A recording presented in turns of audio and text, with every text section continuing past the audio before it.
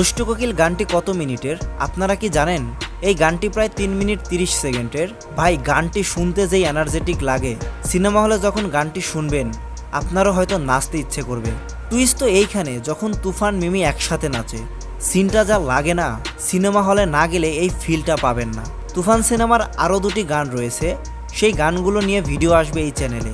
তো যদি সেই গানগুলোর রিভিউ দেখতে চান তাহলে এই চ্যানেলটি সাবস্ক্রাইব করে রাখতে পারেন। এখন ফিরে আসি দুষ্টু কোকিল গানের কাছে। দুষ্টু কোকিল গানটি নিয়ে সবারই একটা আগ্রহ রয়েছে এবং ছোট্ট একটি ক্লিপ পেলেই সেই ভিডিওটিই দেখছে দর্শক।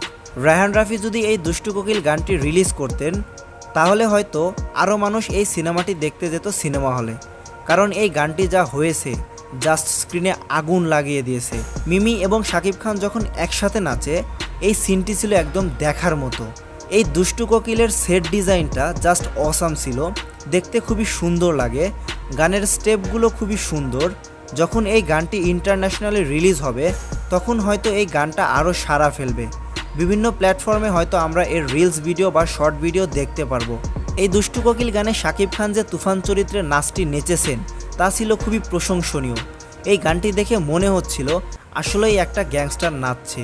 এই গানের ক্যামেরা অ্যাঙ্গেল ছিল পারফেক্ট এবং সিচুয়েশনের সাথে এই গানটি খুব ভালোভাবে মানিয়ে যায়।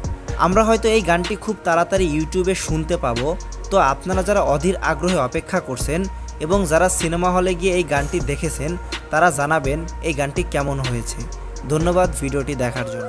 দুষ্টু কোকিল ডাকে রে কুক কুক কুক কুক কুক কুক কুক, মনে বাঁশি বাজে রে কুক কুক কুক কুক কুক কুক কুক কুক।